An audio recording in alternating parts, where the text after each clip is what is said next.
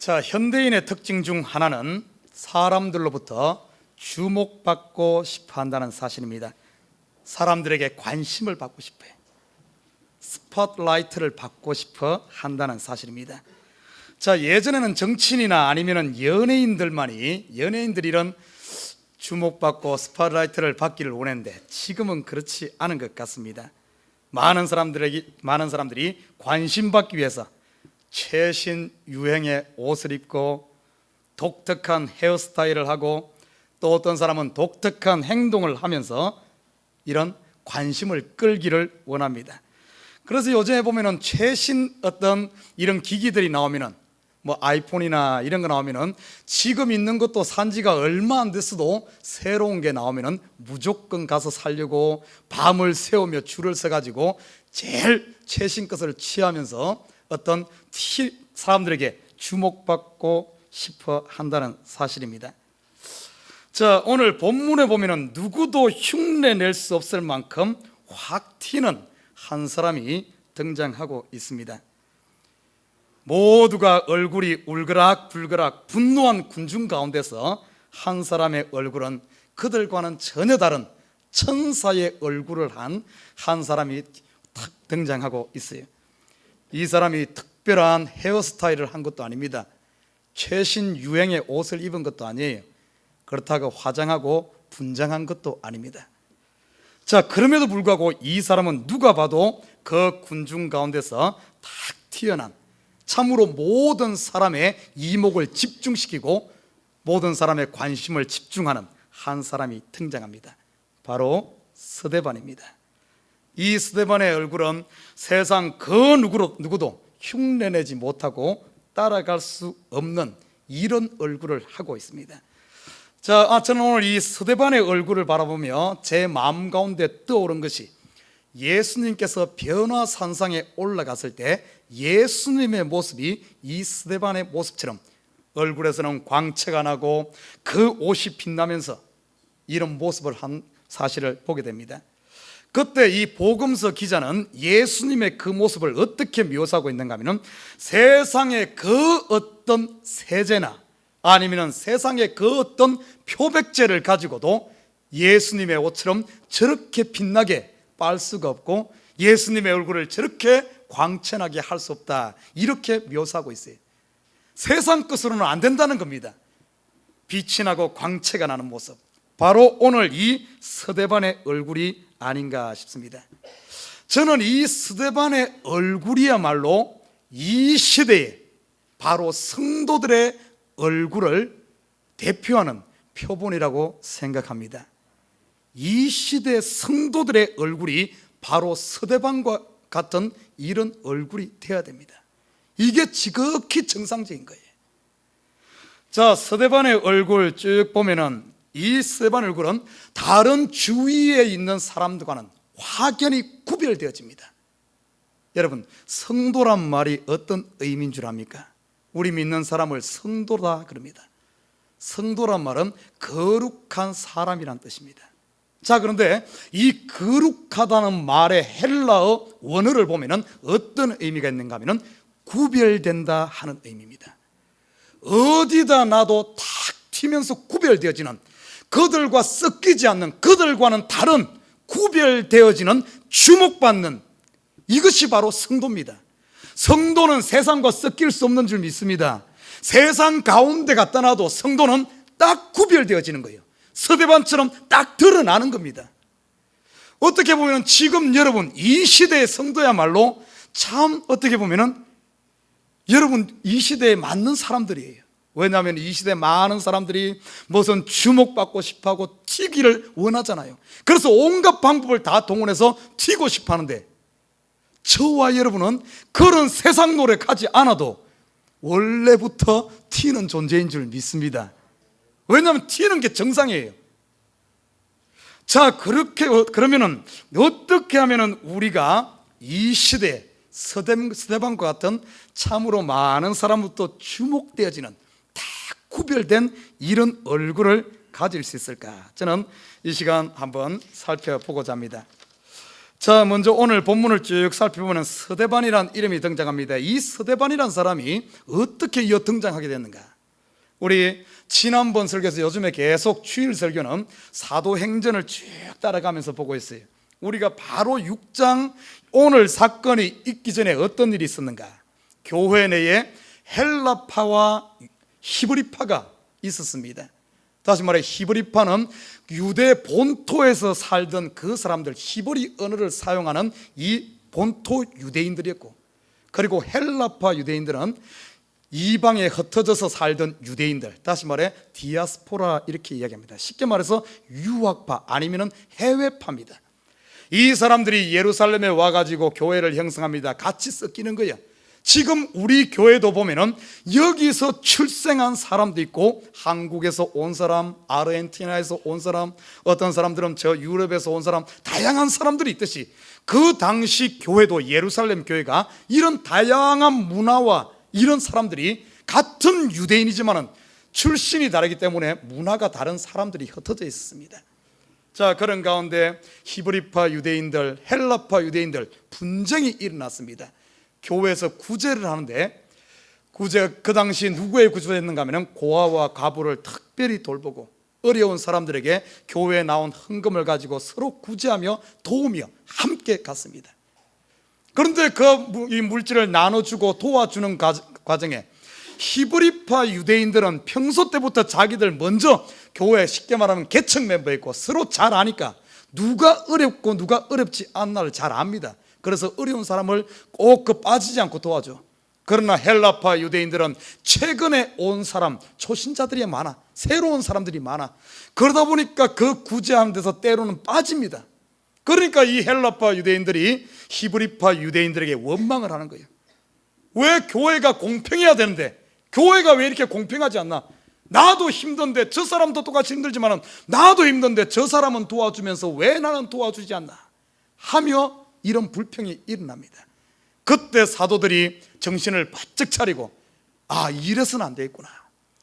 교회 일꾼들을 세워서 이런 거에 대해 차질이 없도록 재정관리라든지 구제라든지 교회 행정이라든지 이런 조직을 세워야 되겠구나 해서 교회에 7명의 집사를 뽑습니다. 그 집사를 뽑은 것이 지난번에 우리가 살펴봤던 내용입니다. 자, 거기에 보면은 지난번에 우리가 살펴본 사도행전 6장 5절에 보면은 그 7명의 집사의 이름이 등장합니다. 그 보면은 스데반과 또 빌립과 브로고로와 니가노르와 디몬과 바메나와 유대교에 입교한 안디옥 사람 니골라라. 참 이름들 어렵죠, 그죠? 어려워. 여기에 이름을 가만히 깊이 보면은 이 이름들은 유대식 이름이 아니라 헬라식 이름입니다. 다시 말해 교회 7 집사를 뽑는데 헬라 문화권에서 온 디아스포라 유대인들이 교회의 7 집사로 뽑혔다는 사실입니다. 쉽게 말하면 먼저 된 사람이 교회 직분 다 잡고 있는 것이 아니라 최근에 온 사람에게 먼저 온 사람들이 그 교회 일자리를, 교회에 일할 수 있는 그것을 양보했음을 보여줍니다. 참 얼마나 아름다운 모습입니까? 우리 교회가 본받아야 될 줄 믿습니다. 먼저 온 사람이 내가 대장이니 내가 터줏대감이니 내가 먼저 왔냐 하면서 모든 것 다 장로, 권사 모든 것 다 쥐고 있으면 안 돼. 그러면 나중 온 사람들이 소외돼. 참 예루살렘 교회가 지혜롭게 했어요. 지혜롭게 했어. 전부 나중 온 사람들을 불러들여서 다 이름을 보면은 헬라식 이름입니다.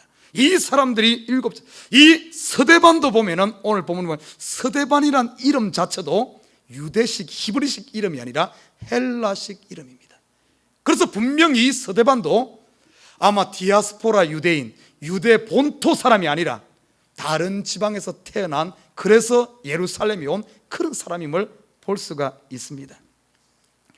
아무튼 이 스데반이 오늘 본문에 보면 보통 보면 어떻습니까? 교회 7 집사 그러면 집사의 원래 하는 일이 뭡니까? 뭐 하라고 뽑았어요? 교회에서 재정관리, 구제, 교회 행정 중심으로 이 일을 하라고 했는데 오늘 본문에 보면은 이 집사, 여기 보면은 스데반 집사가 나오고 나중에 보면은 빌립 집사의 또 행적이 나옵니다. 그런데 이 집사들이 얼마만큼 교회에 맡겨진 일을 잘 수행했나? 이거에 대한 기록은 전혀 없습니다. 그 대신에 이 사람들이 하나님의 복음을 담대히 전하는 이 이야기가 소개되고 있어요. 여기서 우리가 한 가지 알아야 될 게 있습니다. 교회는 일 중심이 되면 안 됩니다. 일이 우선이 아니에요. 업무 잘 수행하는 것이 중요한 게 아닙니다. 그것보다 더 중요한 것을 오늘 보여주고 있어요. 서대반이 교회에서 행정 잘했더라, 잘 구제했더라, 잘 도와줬더라. 집사니까 그 이야기를 다뤄야 하는데 그 이야기는 한마디도 나오지 않아요. 그 대신에 서대반에 무엇을 다루고 있는 줄 압니까? 오늘 8절 보십시오. 서대반이 은혜와 권능이 충만하여 큰 기사와 표적을 민간에 행하니. 여러분, 민간에 행하니, 교회 안에서 어떤 일을 했다 이 이야기를 한 것이 아니라 민간에 행하니. 이 민간에 행하니, 이 말은 지금 여기서 이야기하는 것은 서대반의 삶이 어땠는가 이것을 말하고 있어요. 물론 이 말은, 이 말 속에는 서대반이 자기에게 맡겨진 집사 직분은 당연히 잘했겠죠. 그건 자기 일이니까, 그것은 자기의 사명이니까. 그것뿐만 아니라 이 서대반은 뭘 한 줄 압니까? 그의 삶 가운데 표적과 기사를 행했다 그랬어요. 우리가 생각할 때 무슨 표적, 기사 그러면은 무슨 막 죽은 자가 살아나고 병자 고치고 막 방언하고 이렇게만 생각하는데, 초대교회에서 말하는 표적과 기사는 물론 그것도 속하지만은 그것만 이야기를 하는 게 아닙니다. 여러분, 표적이란 말이 뭔 말인 줄 압니까? 영어로 말하면 사인입니다. 사인. 표를 말하고 있어요. 이 서대반이 성령과 지혜가 충만하여 가정에서, 직장에서, 그의 삶의 영역에서 민간에 티가 나는 삶을 살았어요. 티가 나는. 어떤 티? 예수 믿는 사람의 티가 나는 거야. 뭔가 서대반의 삶을 보면은 저 사람은 뭔가 다르구나, 뭔가 예수 믿는 사람이구나. 서대반의 삶을 보면은 그가 예수 믿는 사람인 것을 알 수 있는 사인이 드러나는 거예요. 여러분, 우리 믿는 사람이, 이게 바로 표적입니다. 사인이 드러나는 거예요. 나는 우리 성도들이 매 삶 가운데 이런 표가 드러나기를 주님에는 부탁드립니다. 성도가 성도인지 아닌지 분간이 안 되면 안 돼. 우리는 원래 구별된 사람으로 표가 나야 되는 사람이에요. 목사도 똑같습니다. 가서 이야기 몇 마디 해보면은, 저도 목사는 목사인가 봐. 몇 마디 해보면 물어봐. 혹시 목사님 아닙니까? 제가 목사라고 써붙이고 이름표 안 달고 다녀도 몇 마디 해보면 혹시 목사님 아닙니까? 저도 표적이 나타나. 아이, 그래야 돼요. 나타나야 됩니다. 나타나야 돼. 티가 나야 돼.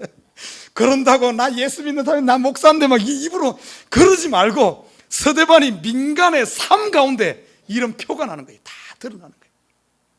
그러니까 어떤 일이 일어난 줄 압니까? 자, 서대반이 참으로 예수 믿는 사람으로 정직하고 진실되고 바르게 진리를 쫓아 살아가니까 다른 사람들과 구분되어져 확연히 티가 납니다. 진리가 있는 곳에 죄가 드러나는 줄 믿습니다. 우리 성도가 있는 곳에 세상에 죄가 드러나. 여러분, 죄가 드러나면 어쩌겠어요? 사람들은 어쩐 줄 압니까? 우리 어릴 때 학교에서 꼭 못된 짓 할 때 어째요? 꼭 막 못된 짓 할 때 학생들이 막, 반 학생들이 서로 막 모의를 해가지고 하는데, 꼭 그 가운데 보면은 거기에 안 끼는 티나는 사람이 하나 있어. 그래서 그 사람도 공범을 만들기 위해서 같이 죄를 짓는 거예요. 같이 죄를 지으면은 어떤가 하면은, 아이, 서로 표가 안 나. 서로 이런데. 그런데 그 중에 누군가 같이 죄를 안 짓고 이렇게 탁 이렇게 있으면은 그 사람 때문에 내 죄가 드러나는 거예요. 똑같은 상황입니다. 여기에 서대반 때문에 이 사람들의 자기의 잘못된 그 거짓된 그 엉터리가 드러나니까 이 사람들이 견디질 못하는 거야. 나는 우리 에버그린 식구들이 가는 곳에 사람들이 요동해야 돼. 죄 지은 사람이 있으면 막 자기의 죄가 드러나야 됩니다. 자기의 잘못된 것이 드러나야 되는 거예요. 빛이 있는 곳에 어둠이 드러납니다. 진리가 있는 곳에 거짓이 드러납니다. 서대반이 있는 곳에 그 주위에 자기의 죄가 드러나니까 이 사람들이 견디지 못하고 막 요동하는 거예요. 자, 그런데 우리가 한번 살펴봐야 될 것은, 오늘 보니까 이 사람들이 자기의 죄가 막 드러나니까 견디지 못하고 난리가 납니다.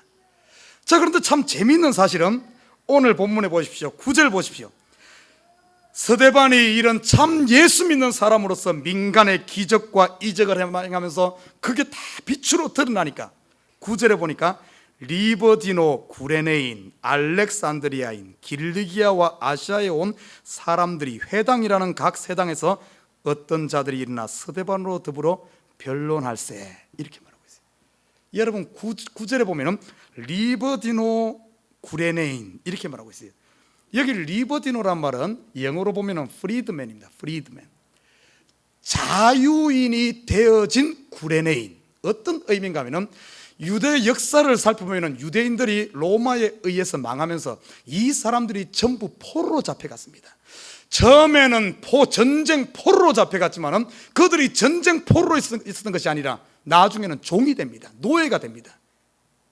그래서 그 이방인들을 섬기는 거예요. 로마 사람들을 섬깁니다. 그렇게 섬기면서 유대인들 가운데 돈을 많이 번 사람들은 자기의 돈을 통해서 거기서 노예에서 해방된 사람들도 있고, 또 어떤 사람들은 왕의 명령에 의해서 그들이 종에서 해방된 사람들이 있었습니다. 이 어떤 종에서 해방된 이 사람들, 이 유대인들을 프리드맨, 자유인이 되어진 사람들이다, 이렇게 말합니다. 그런데 오늘 본문에 보면은 9절에 보면은 리버디노, 구레네인, 구레네란 이 지역이 어딘가 하면은 북아프리카를 이야기합니다. 유대인들이 북아프리카로 포로로 잡혀갔다가 그곳에서 자유인이 된 사람, 알렉산드리아인, 이 알렉산드리아는 이 도시도 북아프리카에 있는 도시입니다. 그리고 길리기아와 아시아, 길리기아는 지중해 연안에 있는 소아시아 지역입니다. 그리고 아시아에 있는 사람들, 그러니까 지중해를 중심으로서 그 주변에 있는 나라에 흩어져 살던 유대인들이 잡혀갈 때는 포로로 잡혀갔는데 이들이 자유인이 돌아온 예루살렘에 온 이 사람들을 이야기해요. 다시 말해 서대방과 똑같은 디아스포라 유대인들을 이야기하고 있는 겁니다. 자, 여기서 이게 왜 중요한, 우리가 서대방 그러면 생각나는 게 뭡니까? 최초의 순교자, 이렇게 생각합니다. 그러나 오늘 여기에 스데반이 등장하는 이유는 단순히 최초의 순교자란 의미보다 더 큰 의미가 있어요. 우리가 사도행전을 볼 때 이런 것들을 잘 봐야 됩니다. 우리가 사도행전 6장 이전에는 주로 복음이 누구 중심으로 전해졌습니까? 예루살렘의 유대인 중심으로 복음이 전거됐어요. 그리고 유대인 중심으로 복음이 전거되다 보니까 같은 유대인인 베드로, 요한, 예수님의 12제자 중심으로 유대인 중심으로 복음이 전거됐습니다. 그런데 6장을 기점으로 해서 유대인으로 복음이 머물지 않고 이방으로 넘어가려고 하는 이런 태동을 합니다. 앞으로 이제 9장 10장으로 넘어가면 복음이 어디로 가는 줄 압니까? 이방 중심으로 복음이 되어집니다. 사도 바울이 등장하면서 유대 이야기가 나오는 것이 아니라 이방의 복음이 전거되어져. 이방 복음과 유대 복음, 요 사이에 딱 양쪽, 유대인이면서 이방의 문물을 체험한, 양쪽 다리를 다 경험한 유학파 이야기가 누군가 하면 요 스데반입니다. 지금 오늘 본문에 나타난 이 프리드맨, 자유인이 되어진 오늘 이 사건은 어떤 의미가 있는가 하면 지금 유대와 이방을 잇는 가교 역할을 하는 그 핵심에 누가 있었는가 하면 이 스데반이 있었다는 거예요. 이 굉장히 중요합니다. 우리가 복음이 그래요. 이 복음의 흐름 보면 성경에도 그냥 갑자기 이렇게 되지 않아요. 성경의 역사를 보십시오. 성경의 역사를 쭉 살펴보면 이 중간지대란 것이 있어요. 중간지대. 여러분 보십시오. 성경에 보면 사사기와 왕정시대 중간에 가교 역할을 했던 사람이 누굽니까? 사무엘이죠. 사무엘을 통해서 이 두 시대 간에 가교 역할을 합니다. 구약시대와 신약 중간에 가교 역할을 했던 인물이 누굽니까? 세례 요한입니다. 복음도 똑같습니다. 지금 어떤가 하면은 이슬람의 복음이 들어가고 어떻게 보면은 예루살렘까지 복음이 들어가야 되는데, 그 예루살렘의 복음이 들어가기 위해서는, 아니면 지금 중동의 복음이 들어가기 위해서는 중간에 가교 역할을 하는 이것을 통해서 복음이 가지, 어느 날 복음이 점프하듯이 이렇게 가지 않는다는 사실을 보여주고 있어요. 그래서 선교적인 관점으로 봤을 때, 제가 전번에 우리 파더스 미션에서 그 이야기했습니다. 중국이 선교적인 관점에서 왜 중요한가? 중국은 이슬람권과 같이 맞물려 있습니다. 중국 위구르 지역이라든지 이쪽은 이슬람 문화권이에요. 중국이 복음화되어지면 결국에는 이 중간지대 이슬람과 믹스되어 있는 이 사람들이 서대반과 같은 역할을 해서 이슬람권으로 복음이 들어간다는 겁니다. 그런 측면에서 보면은 지금 이 뉴욕에 있는 저와 여러분이, 뉴욕에 살고 있는 저와 여러분이 이 시대에 서대반의 역할을 할 수 있는 사람임을 믿습니다. 뉴욕에 있는 교회들이 왜 중요한 줄 압니까? 여기서 갑자기 아프리카 아니면 저쪽으로 가기 힘들어. 그렇지만 뉴욕에는 전 세계에서 몰려온 양쪽 문화를 가지고 있는, 저도 그래요. 한국 문화를 가지고 있고 미국에 와서는 지금 영어를 배우면서 미국 문화를 접합니다. 그래서 오늘 본문에 이 서대반과 같은 이런 양쪽 문화권을 가지고 있는 사람들이에요.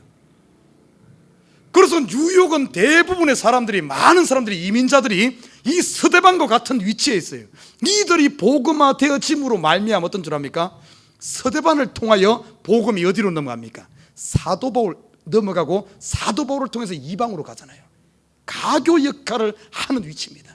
그래서 여기 오늘 본문에 이 스데반이 등장하는 것은 단순히 최초의 순교자보다 더 중요한 것은 유대 복음화와 이방 복음화의 가교적인 역할을 하는 여기에 스데반의 이름이 더 중요합니다. 반드시 스데반이 이 가교적인 역할을 하는 것은 힘든 일이에요. 희생이 필요하고 헌신이 필요합니다. 어떻게 보면 지금 여기 앉아있는 대부분의 사람들이 이민 1세대들입니다. 여러분의 위치가 스데반의 위치예요. 여러분이 이 땅에 와서 참으로 제일 힘든 일부터 열심히 하고 수고하고 희생할 때 여기서 태어난 2세들은 어떻습니까? 미국의 이 땅의 주인으로 당당히 살아가는 거예요. 이 역할, 그냥 갑자기 그들이 와갖고 뭐 한국에 태어나 갑자기 안 되잖아요. 누군가의 이 가교적인 역할을 하는 희생이 있기 때문에 이런 일이 일어난다는 사실이에요. 나는 그래서 이 본문을 준비하면서 저는 하나님 앞에 기도하면서 책을 봤어요. 왜 하나님, 제가 한국에서 부목사로 있고 거기 있는데 왜 나를 거기서 뽑아서 뉴욕으로 보냈습니까? 왜 보냈습니까? 아마 이 역할 중에 하나도 있을 것 같아요. 앞으로 세계 복음화가, 세계로 복음이 전거돼야 되는데 참으로 어떻게 보면 바로 들어가기 힘든 그곳에 뉴욕을 통해서 이곳서 스데반과 같은 이런 빛을 바람으로 통해서 많은 세계에서 온 사람들이 우리를 보고, 저와 여러분을 보고 감명을 받아서 나중에 봐요, 사도 바울이 서대반에 죽어가는 그 모습을 보고 어떻게 됩니까? 마음에 감명받고 나중에 가서 다메섹 도상에서 예수의 빛을 보자, 바로 그분이 예수님을 바라보며 알고 그 앞에 꼬꾸라지는, 그래서 이방의 복음이 증거되어지는 이런 역사가 일어나지 않았습니까? 그래서 뉴욕에 살고 있는 저와 여러분은 한 명 한 명이 다 선교사인 줄 믿습니다. 너무나 중요한 위치예요. 오늘 스데반 봐요. 아무튼 이 중간지대, 코리안 아메리칸 아니면 차이니즈 아메리칸 아니면 이런 스데반을 본다면 주이시 로만, 주이시 로마 사람이에요. 양쪽을. 그래서 이것을 거슬겨 사도 바울에게 복음이 넘어가는 이런 것을 보여주고 있다는 사실입니다. 자, 오늘 본문에 이 스데반이 해외파 유학파니까 얼마나 이 참, 당시 보면은 이 유학한 사람들이, 그 당시도 보면은 헬라 문화권에 있는 사람들이 굉장히 지식도 앞섰습니다. 지식도 앞서고, 여러분 알잖아요. 헬라 문화 하면은 철학자들이 많이 나오지 않았습니까? 그 당시 유명한 이런 수사학이라든지 이런 것들이 전부 헬라 철학에 기반을 두고 있어요. 지금 저도 대학교 때 법을 공부했습니다. 법을 공부할 때 1학년 때는 뭔가 하면은 철학을 배웁니다. 법 철학을 배웁니다. 아마 다른 과목도 인문 과목은 1학년, 2학년 때는 그런 걸 배웁니다. 그 철학이 전부 어디에 기초 두고 있는가 하면 이 헬라 철학에서부터 시작합니다. 아리스토텔레스라든지 이런 사람들 전부 그리스 헬라 철학에서 다시 시작하잖아요. 그러니까 그 사람들이 얼마나 말을 잘하겠습니까? 그 말 잘하는 사람들이 와가지고 이 스데반과 변론하는 거예요. 말도 합니다. 그런데 이 헬라파 유대인들, 오늘 본문에 보면 이 사람들이 스데반과 변론하는데 스데반을 못 이겨. 왜 못 이기는 줄 압니까?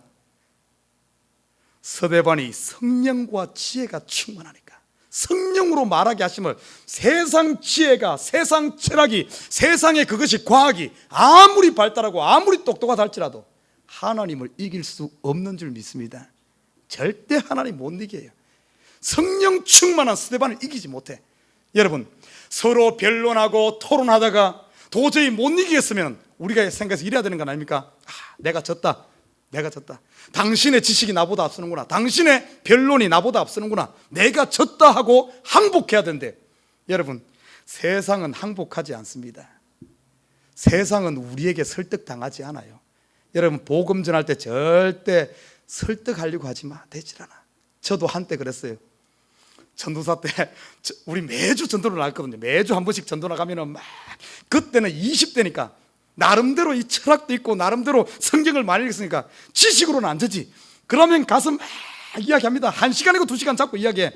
그러면 내가 이겨먹어. 그러면 나중에 가면은 다음 주 교회에 나오겠습니다. 내가 이겨.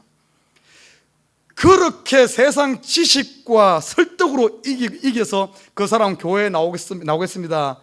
항복시켜놨는데 그 다음 주 온 사람은 지금까지 단 한 명도 없어요. 여러분, 철학과 논리로 이길 것 같습니까? 저만 그런 게 아니에요. 사도 바울도 그 방법을 써봤어. 어디에서죠? 아덴에 가서, 헬라 문화권의 중심인 아덴에 가서, 그 보니까 전부 철학자들, 말 잘하는 사람들 다 있어. 그래서 사도 바울도, 야, 너희들 말 잘하냐? 나도 너한테 안 진다. 가서 그들과 막 변론을 하면서 막 토론을 하면서 다 이겨먹습니다. 그런데 그 사람들 한 명도 변화되질 않아. 그래서 나중에 사도 바울이 어떤 줄 압니까? 아덴에서 손 털고 나옵니다. 사도 바울의 전도 여행 중에 유일하게 실패했던 데가 어딘 줄 압니까? 아덴이에요. 아덴. 거기서 왜 철학으로 접근하고 변론으로 접근하고 세상 지식으로 접근하니까 되질 않는 겁니다. 그래서 나중에 가서 사도 바울이 고백한 게 있잖아요. 아이고, 내가 절대 이제는 내가 자랑할 건 내 지식 이게 아니라 내가 자랑할 것은 십자가밖에 없구나, 예수밖에 없구나. 그 이후부터는 사도 바울이 자기 변론하지 않아. 그냥 십자가의 능력으로 하질 않습니까? 세상은 우리에게 설득당하지 않아요. 항복하지 않습니다. 그 대신에 오늘 보십시오. 이 헬라파 유대인들이 자기들이 스데반을 못 이기니까 어떻게 한 줄 압니까? 오늘 괴계를 쓰는 거예요. 11절 보십시오. 오늘 본문 11절은 이렇게 말합니다. 사람들을 가르쳐 말시키되 이 사람이 모세와 및 하나님을 모독하는 말하는 것을 우리가 들었노라 하게 하고, 변론해가지고 못 이기니까 이 사람들이 어떻게 하는가 하면은 사람들을 동원합니다. 사람들을 동원해서 숫자로 밀어붙이는 거예요. 요즘 말로 하면 다수결로 하자는 거예요. 다수결로.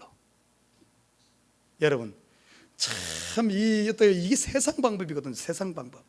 요즘에 교회도 보면은 뭔가 안 되면은 막 사람들 막 꼬셔가지고 무조건 투표해가지고 숫자로 밀어붙이려고 하는데 이거 세상 방법이에요. 하나님 방법 아닙니다. 오늘 이 사람들이 자기의 힘으로 안 되니까 세상 방법을 동원해서, 사람을 동원해서 숫자로 밀어붙여. 그리고 두 번째는 또 어떻게 한 줄 압니까? 오늘 12절에 보면 백성과 장로와 서기관들을 충동시켜 와서 잡아가지고 공회에 이르러. 백성과 장로와 서기관, 이 사람들이 누굽니까? 그 당시 백성들의 우두머리입니다. 권력을 쥐고 있고 힘을 쥐고 있는 사람들이에요.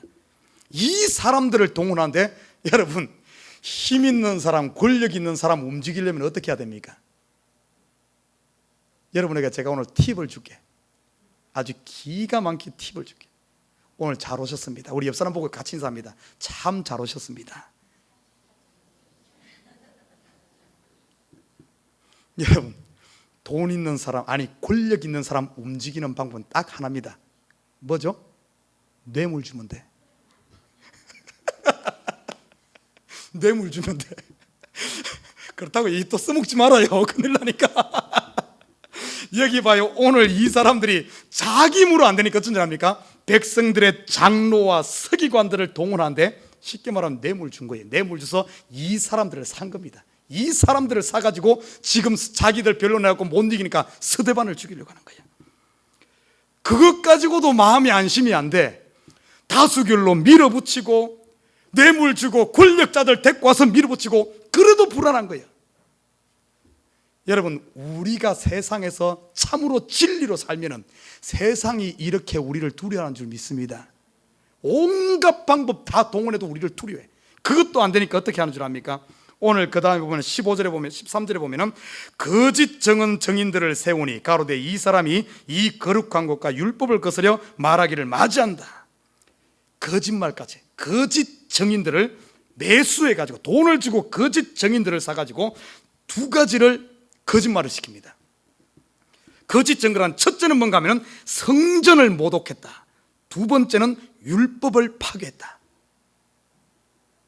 여러분, 그 당시 우리가 시대상을 가만히 볼 줄 알아야 되면 그 시대 상황에서 유대인들이 유일하게 자기의 법과 자기의 그 문화, 자기의 법으로 가지고 사람을 사형시킬 수 있는 유일한 법 하나가 있었는데 그게 뭔 줄 압니까? 성전 모독죄입니다. 그 당시 시대가 로마가 유대를 지배하고 있는 상태이기 때문에 다른 범죄는 사형시키는 것은 로마 법에 로마에 의해서만 사형이 가능합니다. 그러나 유일하게 유대인들 자체적으로 사형시킬 수 있는 법이 하나가 있는데 그것은 성전 모독죄입니다. 왜 그런 줄 압니까? 참 로마인들이 그 당시 유대를 점령하고 나니까 유대라는 이 히브리인들은 유대인들은 특별해. 나라도 쬐끄만하고 사람들도 그렇게 많지 않은데 이 사람들은 뭔 그렇게 자존심이 센지 몰라. 자기들이 세상의 중심이라 그런 거예요. 자기들이 믿는 신만이 참이라 그런 거예요. 그러면서 이 자존심이 있어. 가만히 그 유대인들을 살펴보니까 이 나라가 정치와 경제와 문화와 종교 모든 것이 무엇에 집중되어 있는가 하면 성전에 집중되어 있어요. 유대라는 나라는 성전 국가입니다. 성전을 중심으로 모든 게 움직이고 있는 것을 로마가 그걸 파악합니다. 이 성전을 지면 되겠구나 하는 걸 보게 됩니다. 그러면서 성전의 핵심 우두머리가 누굽니까? 성전의 대표가 누구예요? 대제사장이죠. 그래서 로마가 어떤 게 한 줄 압니까? 유대인들에게는 다른 나라 정복자들과 다르게 굉장히 자유를 줬습니다. 너희 신 섬겨라, 너희 율법 지켜라, 너희 마음대로 해라, 너희 문화 그대로 유지해라, 다 허용했어요. 그러면서 로마가 딱 징계 하나가 있었는데 대제사장을 세우고 파면하는, 성전의 우두머리인 대제사장을 세우고 파면하는 권리를 로마가 쥐고 있었던 겁니다. 원래 대제사장은 종신직이에요. 그런데 로마가 이것을 쥐고 있으니까 자기들의 말을 잘 들으면은 어떤가 하면은 대제사장직을 계속하게 합니다. 그러나 말 안 들으면은 1년 만에 대제사장이 잘린 경우도 있고 말 잘 들은 사람은 10년 동안 그 자리 유지한 사람도 있어요. 그러니까 예수님 당시에 보면 대제사장이 가야바도 있고 안 났습니까? 이런 사람이 왜 이렇게 있는 줄 알아요? 로마가 그걸 쥐고 있는 거예요. 로마가 원하는 것은 딴 게 아니거든요. 다른 게 아니에요. 정복한 나라에서 세금을 잘 받아내는 것이 뜻이거든요. 그래서 이 대제사장만 쥐고 있으면은 자기 마음대로 하거든요. 대제사장이 성전을 다스리고 이 유대라는 이 나라 자체가 성전 중심으로 움직이니까 이렇게 한 거예요. 그래서 이 로마가 유일하게, 다시 말해 성전에 대해서 도전을 하는 것은 결국에 보면은 로마에 대한 도전과 같습니다. 그래서 성전에 관계된 이 죄에 대해서는 자체적으로 사형시킬 수 있게 해준 겁니다. 결국에는 로마에 놀아난 거죠. 참 로마가 그런 정책을 썼어요. 예수님도 무엇에 걸린 줄 압니까? 예수님을 죽이려고 할 때 두 가지를 걸었잖아요. 성전 모독죄와 모세 율법을 파괴한다. 율법 파괴죄를 걸었잖아요. 자, 성전은 그런 의미가 있어요. 그리고 또 한 가지는 뭔가 하면 율법은 뭔 줄 압니까? 유대인들의 정신적인 자존심이 뭔 줄 압니까? 율법입니다. 우리는 너희와 다르다. 우리는 하나님으로부터 직접 받은 율법을 가진 백성이다는 이 자존심이 있어. 그래서 율법을 파괴한다든지 모세 율법에 손을 대는 사람은 어떻게 하잖아요. 이거는 온 백성들, 유대인들의 전체적인 민중의 분노를 일으키는 거예요. 율법 건드린 사람은. 그래서 오늘 이 서대반을 죽이기 위해서 성전 모독죄와 율법 파괴죄를 해가지고 쉽게 말해 서대반을 민중재판에 그런 거예요. 민중재판에서 사형시키려고 하는 거예요. 이런 괴계를 한 거예요. 자기의 변론으로 못 이기니까. 참 서대반 참 민간에서 바르게 살려고, 진리대로 살려고, 진실되고 살려고 했는데, 바르게 살았는데 이런 엄청난 누명을 뒤집었습니다. 사랑하는 우리 성도 여러분, 여러분 혹시 이런 누명 써본 적 있어요? 억울한 일 당해본 적 있습니까? 이번에 한국에 갔더니만은, 제가 한국을 다녀왔는데 한국에 갔더니만은 한국을 또 새롭게 떠들썩하게 했던 사건이 또 하나 있어요. 아파트 경비가 자살을 했습니다. 아파트 경비가. 보통 한국의 아파트 경비원 하시는 분들이 대부분 보면은 공직에 있다든지 아니면 이런 게 하다가 이제 은퇴하시고, 조기 은퇴하시고 60대 은퇴하시고 아파트 경비로 들어가는, 다시 말해 옛날과 다릅니다. 옛날에는 아파트 경비원은 뭐 할 게 없으니까 그렇게 한다 그러지 않아요. 지금 아파트 경비들은 엘리트들입니다. 한때는 현직에 있을 때는 내노라 하는 엘리트들이 그 아파트 경비를 하고 있어요. 그런 사람이 아마 아파트 거기서 얼마나 뭔가 억울한 일이 당했으면 그걸 참지 못하고 자살했어요. 자기 말을 해도 안 되니까 그걸 항변하게 해서 자살을 했어요. 옛날에 한때 1980년대는 참 국가의 부조리에 대해서, 그거에 대해서 분통이 터져서 분신 자살하는 이런 사람도 있었잖아요. 어떤 사람들은 내 속에 너무 막 억울한 일이 있으니까 막 분노를 폭발시키기도 하고 자해를 하기도 하고, 아니면 그걸 참다가 화병 걸린 사람도 있고 그렇지 않습니까? 여러분, 얼마든 세상 사람들은 저런 이런 서대반 보십시오. 이런 억울한 일 당하면 당연히 분통을 터뜨리든지 가슴을 치든지 자해를 하든지 아니면 막 이래야 될 텐데, 오늘 본문에 보니까 이런 억울한 상황 가운데 있으면서도 서대반의 얼굴이 오늘 본문에 뭐라고 그랬어요? 15절에 보니까 이런 누명을 뒤집었는데, 공회 중에 앉은 사람들이 다 서대반을 주목하여 보니 그 얼굴이 천사의 얼굴과 같더라. 여러분, 그 주위에 있는 사람들은 막 분통 나고 난리가 난데, 오히려 분을 내고 정말 항변하고 화내야 될 사람은 서대반인데 오히려 서대반의 얼굴이 천사의 얼굴과 같아. 그러니까 이거 완전히 드러나죠. 확 주목받죠. 여러분, 이 천사의 얼굴이란 이 말을 깊이 있게 분석해 보면 두 가지 의미가 있어요. 첫째는 그 얼굴에 평안이 가득한, 평화가 깃든 상태를 말합니다. 천사 하면 우리가 비둘기라고 상징하죠. 그죠? 비둘기 참 평화를 상징해요. 여러분, 한 가지 물어보십시다. 여러분 주위에서 지금 이렇게 사람 얼굴 봤을 때 어떤 사람이 가장 평안해 보입니까? 얼굴이. 잠자는 사람? 잠자는 사람보다 더 평안해 보이는 사람이 있어. 저는 목회를 하다 보니까 가끔가다 퓨너럴에 자주 갑니다. 퓨너럴, 장례식에 자주 가. 장례식에 가면은 여기는 뉴욕은, 미국은 독특한 습관이 있죠, 그죠?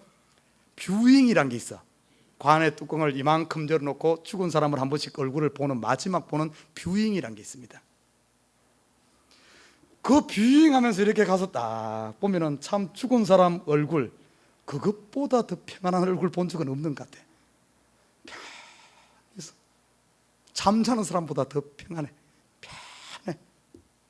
여러분, 이것을 요즘에 지금 할로윈 시즌이죠, 그죠? 할로윈 시즌 보면 집집마다 보면 할로윈 장식 한 데 보면은 비석을 세워놓고 거기에 영어로 뭐라고 써 있어요? 비석에 RIP라고 써 있죠, 그죠?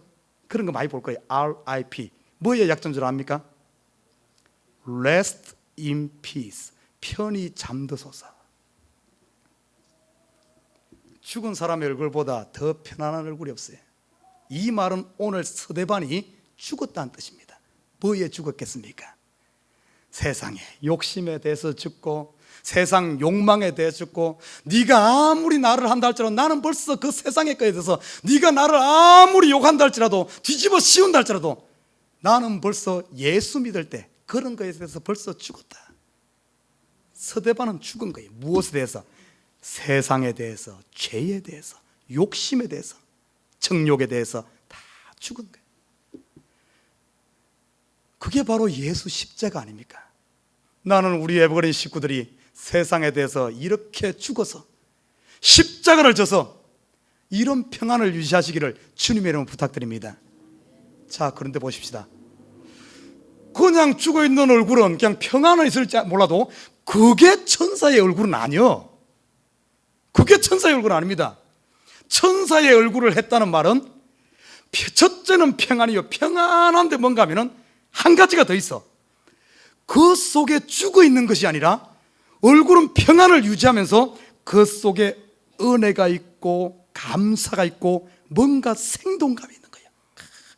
평안하면서 뭔가 소망으로 가득 차 있는 상태, 이 상태를 천사의 얼굴. 여러분, 죽은 천사 봤어요? 천사는 항상 생동감이 있습니다. 생동감이 있어. 맞아요. 세상에 평안을 유지하면서 생동감이 있는 얼굴, 스데반의 얼굴에. 왜 스데반의 얼굴에 죄에 대해서는 죽고 십자가를 지고 한쪽에서는 무엇에 대한 생동감이 있겠습니까? 십자가에서 죽고 부활에 대한 소망으로 가득 찬 줄 믿습니다. 소망이 차 있는 거예요. 너희가 나를 아무리 모함해도 아무리 해도 너희가 나를 죽인다 할지라도 나는 그리스도와 함께 부활한다, 산다. 그러니까 뒤에 보면 어떤 얘기가 나온 줄 압니까? 스데반이 눈을 들어보니까 하나님께서, 예수님께서 하나님 우편에 선 것을 보는 거예요. 부활의 소망으로 가득 차 있어서 세상에 대해서는 죽고 부활의 소망으로 차 있으니까. 다시 말해 스데반이 십자가와 부활을 믿었기 때문에 오늘 이 천사의 얼굴을 유지한 줄 믿습니다. 우리 식구들도 똑같아요. 저와 여러분이 세상에 대해 욕심을 벗어볼 때, 세상에 대해서 죽을 때 우리 얼굴에 아무리 세상이 요동한다 할지라도, 분노날 일 많고 화낼 일 많다 할지라도 우리가 평안을 유지할 수가 있어. 그리고 부활의 소망이 있을 때 우리의 얼굴은 천사의 얼굴로 바뀌는 줄 믿습니다. 여러분 보십시오. 우리 믿는 사람들은 RIP가 아닙니다. Rest in Peace가 아니요. 예수님께서 우리 믿는 사람들에게, 제자들에게 뭐라 그랬습니까? RIP가 아니라 뭐라 그랬는가 하면 Go in peace. 따라 내 믿음이 너를 구원하였으니 평안히 가라. 고라는 말이 뭔 말입니까? 생동감 있고 움직이고 가라는 거예요. 평안을 가지고 가서 이제는 부활을 전해라. 생동감이 세상 사람 비춰라. Rest in peace가 아니라 Go in peace예요. Go in peace. 이게 바로 천사의 얼굴인 줄 믿습니다. 여러분 보십시오. 성경에 보면은 이 스데반과 같이 얼굴이 이렇게 변한, 참으로 그 얼굴을 봤을 때 유난히 티가 나는 사람들의 이야기가 몇 군데 소개되고 있습니다.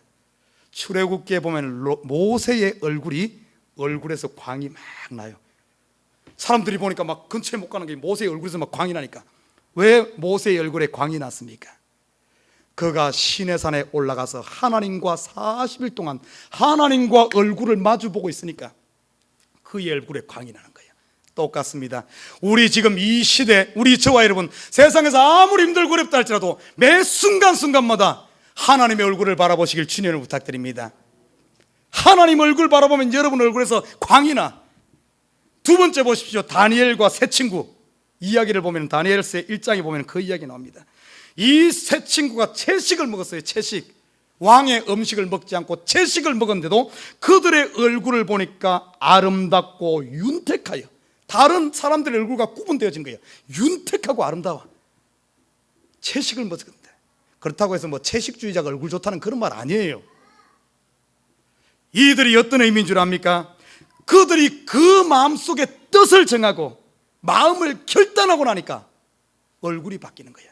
우리 마음에 두 마음이 있을 때 어떤가 하면 이것도 아니까 결정 못할 때 세상 말로 똥 씹은 얼굴이 돼. 그러나 내 마음에 딱 뜻을 정하고 나면 죽으면 죽고 살면 살고, 살리셔도 하나님의 뜻, 죽이셔도 하나님의 뜻, 나는 죽어도 살고 괜찮다. 이런 뜻을 정하고 나면은 그 마음이 편하면서 윤택하고 광이 나는 줄 믿습니다. 저와 여러분 죽어도 사는 존재예요. 여러분, 나는 다니엘과 같이 하나님 뜻대로 살겠다는 이런 뜻을 정하고 사시길 주님 부탁드립니다. 세 번째 보면 한 사람의 더 이야기 나오는데 에스더 왕비입니다. 에스더 왕비. 이 왕비가 왕 앞에 나갈 때 3일 동안 금식을 합니다. 문목사 금식하고 나면은 얼굴이 초췌해질 텐데 이 에스더 왕비는 3일 동안 금식하고 왕 앞에 나갔는데도 왕이 그 얼굴을 보니까 힘이 아리따운 거예요. 너무 아름다운 거예요. 오늘 서대방과 같이 얼굴이 이렇게 변하는 겁니다. 왜 그랬을까요?